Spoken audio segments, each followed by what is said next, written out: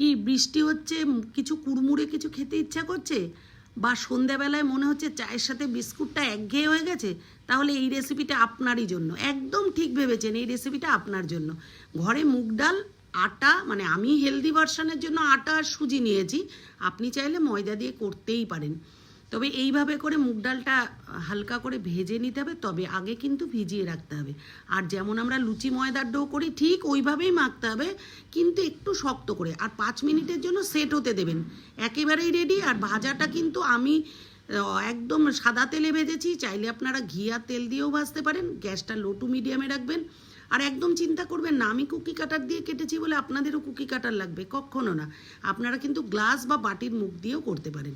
ব্যাস একেবারেই low to মিডিয়ামে রেখে ভাজা করলেই দাঁত কিন্তু সাবধান যেন নড়ে না যায়, এতটাই ক্রিস্পি হয়। আর স্টোর করেও রাখতে পারেন। Thanks for watching.